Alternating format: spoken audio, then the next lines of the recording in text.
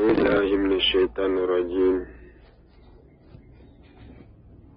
بسم الله الرحمن الرحيم. السلام عليكم ورحمة الله وبركاته.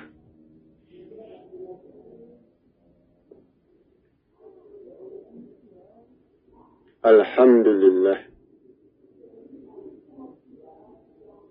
الحمد لله رب العالمين. والصلاة والسلام على أشرف الأنبياء والمرسلين سيدنا محمد وعلى آله وأصحابه رسول الله أجمعين. أما بعد.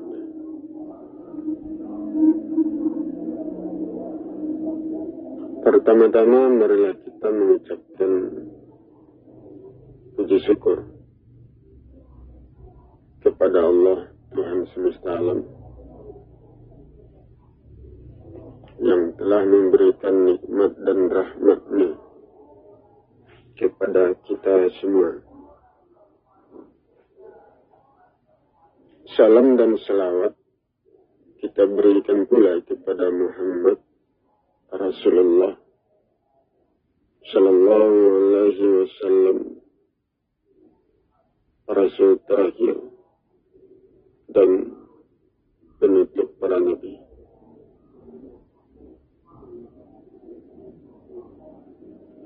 Saudara-saudara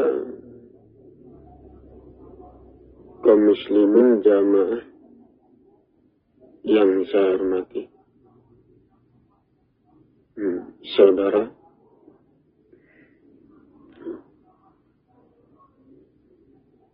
Allah adalah yang dijadikan Tuhan oleh manusia. Allah tempat bersandar bagi manusia. Karena manusia adalah zat. Manusia adalah tanah. Tanah itu mudah pecah. Tanah itu mudah rusak. Untuk memperkuat tanah, untuk memperkokoh tanah, itu diperlukan Allah. Diperlukan jalan, diperlukan ilmu untuk memperkokoh itu. Nah, sehingga mau tidak mau tanah itu berpegang teguh kepada Allah atau berpegang teguh kepada jalannya ilmunya. Nah, supaya tanah itu terpelihara. Nah itu. Ya. Jadi tanah tubuh manusia ya, itu tidak bisa lepas dari Allah, tidak bisa menjauh. Ya, itu. Apabila manusia tidak berpegang teguh kepada Allah, ya, kepada jalan, kepada ilmu, maka tubuh manusia yang diciptakan yang dibentuk dari tanah, ya, itu runtuh. Nah, karena tanah itu sifatnya mudah berubah, mudah pecah, mudah rusak. Nah, itu. Ya, jadi mau tidak mau, segala sesuatu di langit dan di bumi, ya, itu bertuhankan kepada Allah. Artinya berpegang teguh kepada ilmu, kepada jalan, ya, untuk memperkokoh dirinya. Ya. Jadi Allah itu adalah sebuah jalan. Ya. Allah itu sebuah jalan. Di dalam jalan itu ada ilmu, ukuran-ukuran yang harus dipatuhi.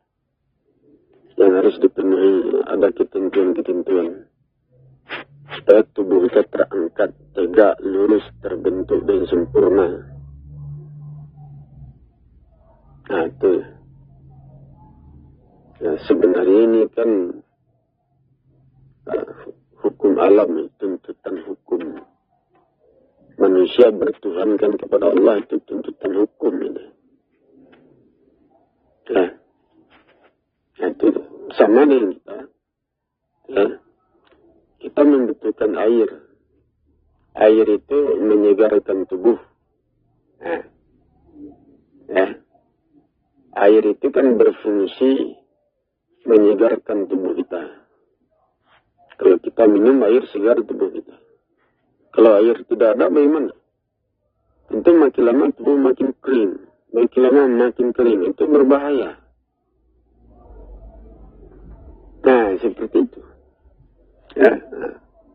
Ya. Allah itu sebuah jalan, cara. Cara untuk memelihara tubuh. Cara untuk menggenggam tubuh. Nah, cara untuk memperkokoh tubuh jiwa raga. Nah, itu kita ikuti caranya, jalannya, prosesnya. Nah, supaya badan kita tergenggam kuat kokoh. Tetapi kalau kita tidak mau mengikuti jalannya, caranya, ilmunya, amalannya, tidak mau kita mengikuti. Tentu tubuh kita yang terdiri dari tanah itu runtuh, jatuh, melemah. Nah, itu. Jadi mau tidak mau, manusia harus bertuhankan kepada Allah. Bukan manusia saja. Seluas langit dan bumi, benda-benda ruang angkasa, seluruh makhluk itu bertuhankan kepada Allah. Nah, itu. Nah, sehingga hidup mereka selamat terpelihara. Nah, itu hukum. Nah, kan nampak. Nah, jadi ada orang yang menyembah patung, menyembah benda, menyembah makhluk. Makhluk dijadikan Tuhan, manusia dijadikan Tuhan. Itu salah. Nah, itu. Ya. Nah, manusia itu tanah. Kalau ditundukkan kepada makhluk, kepada benda, rusaknya. Nah, berdasarkan hukum, zat itu berdiri sendiri. Tubuh manusia adalah zat tanah, berdiri sendiri. Nah, tumbuh mengikuti dirinya.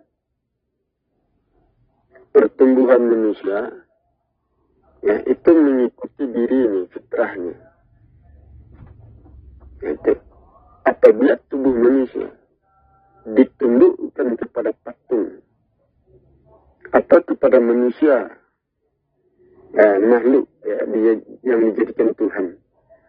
Kalau tubuh manusia ditundukkan ke sana, tubuh manusia rusak, pecah.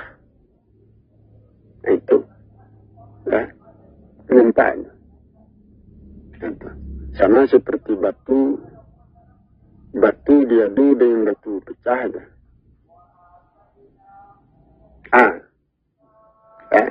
Akan nampak. Seperti binatang. Binatang diadu dengan binatang. Itu rusak. Ada yang terluka. Tetapi letakkanlah binatang itu pada daerahnya, pada jalannya. Terpelihara badannya, selamat dirinya. Seperti batu itu letakkan pada tempatnya, jangan diadu dengan batu lain. Kalau batu diadu dengan batu lain, pecah dah. Tapi letakkan dia pada tempatnya. Untuk pada jalannya, pada hukumnya, terpelihara. Manusia seperti itu. Nah, jadi kalau manusia diadu dengan manusia, hancur. Itu. Ya, yang memelihara manusia itu, manusia harus diletakkan pada tempatnya. Berdiri sendiri. Manusia berdiri sendiri mengikuti jalannya, ilmunya, fitrahnya. Itu yang menyebabkan manusia terpelihara, tidak rusak. Itu yang menyebabkan manusia terangkat jiwa raganya. Manusia berdiri sendiri. Nah, itu. Ya. Tetapi kalau manusia menjatuhkan dirinya di depan patung, di depan makhluk, ya, itu sama artinya mengadu. Kan diadu namanya. Badan kita adu dengan patung. Nah, ya, badan kita jatuhkan di hadapan patung, itu kan sama. Bagaimana ini bisa pecah badannya, jiwa raga itu pecah. Nah, jangan diadu. Nah, itu. Ya. Jangan ditundukkan kepala kita kepada patung, kepada makhluk. Jangan. Nah, tegak lurus berdiri di atas permukaan bumi itu. Itu dia. Nah, diri kita jangan kita jatuhkan ke depan patung, ke depan makhluk. Nah, ya. Karena itu bisa merusak badan. Nah, seperti patung itu kan batu besar. Nah, ya seperti itulah ya. Nah, ya, kalau kita berdiri di depan patung itu, ya berdasarkan hukum patung itu memberikan tekanan dorongan kepada batin manusia sehingga pecah. Nah, itu sama dengan anak kecil berdiri di depan orang, ya, orang tua yang memiliki pengaruh yang besar, kekuatan yang besar. Apabila anak kecil berdiri di depan orang tua, ya, orang yang sudah tua, ya, pengaruhnya tinggi, kekuatannya besar, maka akibatnya anak kecil itu menggigil, pecah, bergetar badannya itu. Tidak sanggup. Nah, itu ya, orang yang sudah tua itu kekuatannya besar, itu rohnya itu kuat. Karena umurnya sudah tua, berdiri kita di depannya, nah, badan kita tertekan, rusak aja, jiwa raga kita, batin kita tertekan, pecah aja. Nah, itu seperti itu. Ya. Itu sebabnya jangan ditundukkan diri kita kepada orang. Nah, tegak lurus. Nah, patung seperti itu, makhluk seperti itu. Apabila manusia berdiri di depan patung, nah, patung itu kan benda mati, tapi dia memiliki pengaruh. Nah, pengaruh itu menghantam manusia yang sujud kepadanya. Pengaruh patung itu kan benda batu, itu memiliki pengaruh, kekuatan dari pengaruh itu menghantam batin manusia. Itu memecah belah jiwa raga manusia, rusak manusia. Itu sebabnya Allah mengatakan, ya, apabila manusia melakukan kesyirikan, mempersekutukan Allah dengan patung, ya, maka apa yang sudah dibangun oleh manusia itu runtuh. Jadi badan kita kokoh, jiwa raga kita sehat, kuat, tenang tentram. Ketika kita berhadapan dengan patung, menyembah patung, kekuatan dari pengaruh patung itu menghantam batin kita, sehingga ketenangan kita rusak. Jiwa raga kita yang kokoh itu dihancurkannya, itu runtuh semuanya. Itu hukum swakib, itu hukum alam. Itu sebabnya dilarang menyembah patung, dilarang menyembah matahari, dilarang menyembah manusia. Ini tidak, manusia dijadikan Tuhan. Kan tidak benar tuh. Berpikir kita untuk menyembah aja. Apa tujuan dari penyembahan? Apa akibatnya? Apa keuntungannya? Apa kerugiannya? Itu baik atau buruk akibatnya. Itulah yang harus diperhatikan oleh manusia. Kan jelas itu, terang benderang. Jadi kita harus meletakkan diri kita pada tempatnya, tegak lurus. Jangan kita sujudkan diri kita kepada benda, kepada makhluk, kepada manusia lain. Itu berdirilah pada tempatnya masing-masing. Itu. Nah, di situ kita terpelihara selamat. Jadi kita diselamatkan apabila kita berdiri di jalan kita, mengikuti fitrah kita, mengikuti pertumbuhan jiwa raga kita. Di situ kita selamat, terpelihara. Tetapi kalau kita mencoba-coba untuk menjatuhkan diri di depan makhluk lain, nah, di depan manusia, itu berbahaya. Rusak jadinya. Rusak diri kita. Nah, kan nampak. Ya, ya, sama seperti misalkan saja, ya, di Pulau Jawa itu kan berkasta-kasta, bertingkat-tingkat masyarakat. Nah, masyarakat terbawah tertekan. Nah, kasta tertinggi hidupnya lepas bebas. Kasta terbawah itu hidupnya batinnya tertekan, pecah. Itu berbahaya. Itu sebabnya keluar dari cara-cara hidup seperti itu. Nah, itu. Nah, berbeda dengan daerah Minang. Duduk sama rendah, berdiri sama tinggi. Ya, tidak tertekan. Tidak ada tekanan. Sehingga tubuh manusia terpelihara selamat. Nah, kan nampak. Jadi bertuhankan kepada fitrah. Allah itu adalah sebuah fitrah, sebuah jalan. Itu yang dipegang. Itu sebabnya yang dijadikan Tuhan itu bukan zat, bukan benda, bukan tubuh Tuhan. Tuhan punya tubuh, tubuhnya disembah. Bukan itu yang dijadikan Tuhan. Apalagi makhluk dijadikan Tuhan. Bukan. Yang dijadikan Tuhan itu jalan. Nah, Tuhan itu kan yang berkuasa. Berkuasa meluruskan. Berkuasa memelihara. Yang memelihara itu ilmu. Cara hidup. Jalan. Nah, itu jalan yang benar. Cara yang benar itu memelihara tubuh jiwa raga. Cara-cara itu yang dipegang. Nah, itu tubuh kita sandarkan ke sana kepada cara-cara yang benar sehingga tubuh kita terpelihara selamat.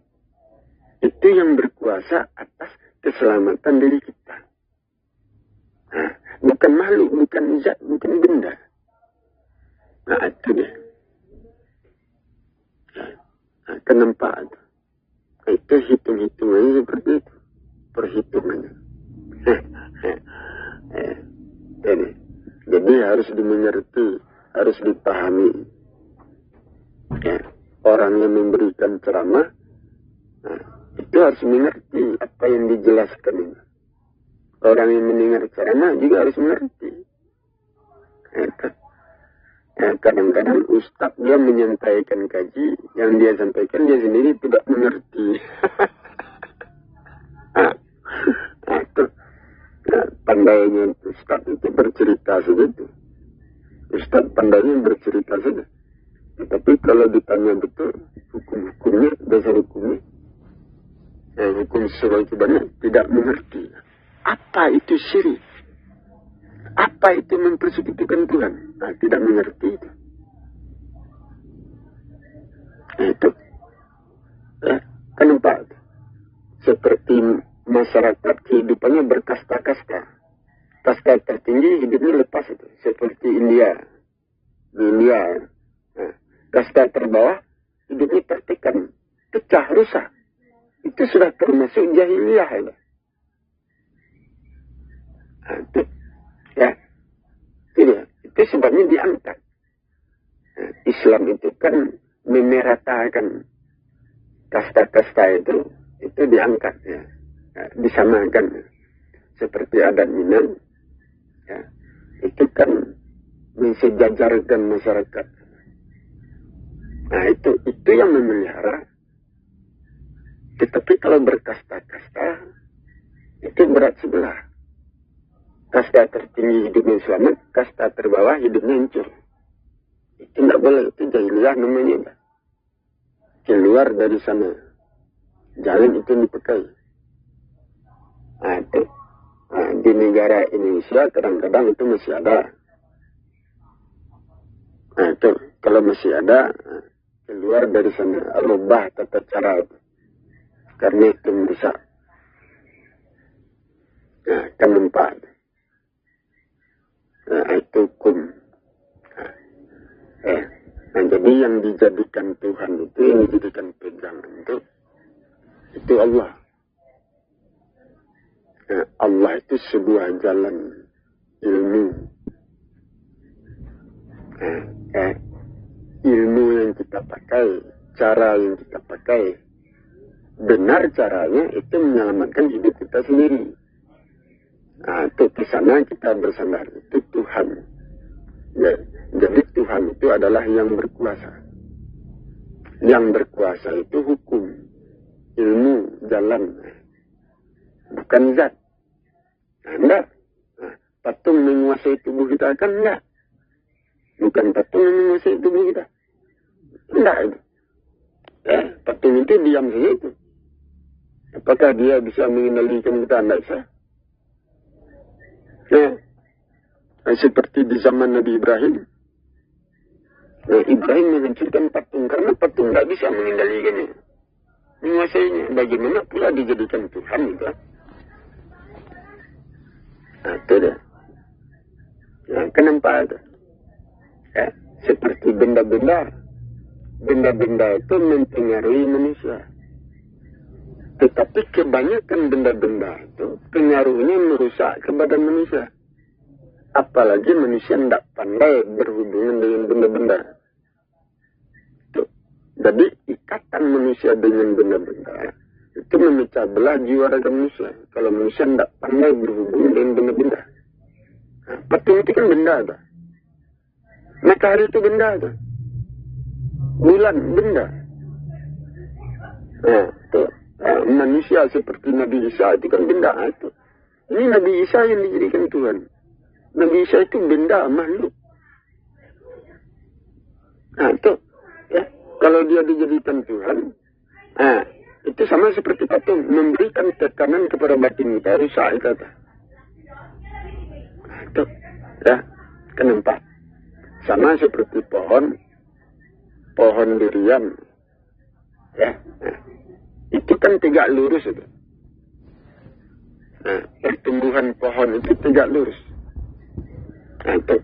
Tetapi kalau pohon durian ditundukkan kepada pohon mangga, nah, usahanya untuk menundukkan dirinya kepada pohon mangga itu merusak dirinya. Artinya pohon durian itu selamatnya kalau dia mengikuti dirinya. Pohon durian dia mengikuti pertumbuhan dirinya, mengikuti jalannya. Nah, dengan itu dia selamat. Tetapi kalau pohon durian berusaha menjadi pohon mangga, dirinya pecah. Pohon durian itu rusak. Nah, itu. Nah, apabila pohon durian berusaha menjatuhkan, menundukkan, sujud kepada pohon mangga, dirinya rusaklah. Karena keluar dari fitrah. Nah, itu. Kalau kita menyembah Nabi Isa, itu keluar itu. Nah, jadi di dalam Al-Quran, ya, pada zamannya masyarakat itu mengatakan Isa itu anak Tuhan. Nah, ya, dan menjadikan Nabi Isa Tuhan. Nah, sesembahan. Nah, itu. Padahal Nabi Isa sudah mengatakan dia itu hamba Allah. Dia bukan Tuhan, anak Tuhan bukan. Nah, itu. Nah, jadi kalau manusia memaksakan dirinya menyembah Tuhan, maka dia apabila manusia memaksakan dirinya menjadikan Isa, Nabi Isa itu Tuhan, maka dirinya rusak. Itu kapan manusia selamat terpelihara? Manusia selamat apabila dia berdiri sendiri, tidak menundukkan dirinya kepada Isa. tidak menjatuhkan dirinya di depan Isa. Nah, tuh. Itu dah. Nah, jadi itu berakibat itu. Nah, itu. Ya. Seperti harimau. Nah, harimau berusaha ingin menjadi babi. Tentu usahanya untuk jadi babi hancur itu. Merusak dirinya. Tidak bisa. Jadi kalau harimau itu ingin selamat, dia harus menjadi dirinya sendiri. Itu yang menyelamatkan dirinya. Kalau manusia ingin selamat, dia harus menjadi dirinya sendiri. Jangan mencontoh orang lain. Jangan merubah diri kita menjadi diri orang lain. Jangan pula menundukkan diri kita kepada orang lain. Atau menjadikan Nabi Isa Tuhan. Jangan. Itu bisa merusak, mencabut belah jiwa. Itu berbahaya. Itu yang harus diperhatikan. Nah, bagi orang-orang yang menjadikan Nabi Isa itu Tuhan, berpikirlah. Berpikir kembali, dikaji kembali. Apa sebab, apa akibatnya. Dikaji ulang. Nah, itu. Isa itu manusia. Nah, sama dengan manusia lain. Nah, itu deh. Jadi manusia itu selamatnya kapan? Kalau dia berdiri sendiri, mengikuti dirinya, fitrahnya, jalannya sendiri. Di situ dia selamat. Apabila dia mengikuti dirinya sendiri, jalan sendiri, tentu dia mengikuti aturan-aturan yang mampu mengangkat, meluruskan jiwa raganya. Nah, itu. Tetapi kalau dia berusaha menjatuhkan dirinya di depan patung, di depan manusia, di depan benda-benda, maka usahanya dalam menjatuhkan diri di depan patung, benda-benda manusia, itu memecah belah jiwa raganya. Maka jiwa raganya runtuh. Nah, itu rusak. Itu berbahaya. Apabila jiwa raga manusia rusak, maka kekuatan, kemampuan untuk mendorongnya ke surga, mengangkatnya ke tempat yang tinggi, kemampuan itu tidak ada. Benar. Maka dia gagal masuk surga. Nah, itu hukum alam. Nah, itu deh. Sama dengan orang sakit. Kalau dia sakit, badannya lemah. Kemampuannya untuk menegakkan dirinya tidak ada. Apalagi memperjalankan dirinya ke surga, tidak ada. Tetapi kalau badan kita sehat, badan kita sehat, badan yang sehat menyimpan tenaga. Tenaga itu mengangkat, mendorong, membawa kita, memperjalankan kita sampai ke surga. Nah, itu. Jangan dirusak badan kita. Kalau rusak badan kita, jiwa raga kita, tenaga pecah, hilang. Usaha manusia menyembah patung, usaha manusia menyembah Nabi Isa, itu menyebabkan jiwa raganya pecah. Maka kemampuannya menjadi lemah. Apabila kemampuannya lemah, maka dorongan ke surga tidak ada. Itu. Neraka yang dapat. Itu harus dikaji ulang, harus diperhatikan itu. Jadi itulah yang harus kita perhatikan, kita pikirkan. Bagi orang-orang yang menyembah patung, orang-orang yang menyembah benda-benda, orang-orang yang menyembah Nabi Isa, berpikirlah. Pikirkan kembali, periksa. Dasar-dasar hukum itu, hukum syaitan itu periksa. Nah, itu. Apakah selamat diri kita dengan menyembah benda-benda itu, makhluk itu? Tidak. Jadi Allah itu sebuah jalan, sebuah kebenaran. Menyembah Allah bukan menyembah tubuhnya, zatnya, dirinya, bukan. Menyembah Allah artinya berpegang teguh kepada hukum, kepada jalan. Jalan itulah yang mengangkat kita, meluruskan kita, memelihara jiwa kita, sehingga kita selamat. Seperti itu. Jadi itulah yang harus kita perhatikan. Ya, untuk pada hari ini. Saya akhiri, wabillahi taufiq wal hidayah. Wassalamualaikum warahmatullahi wabarakatuh.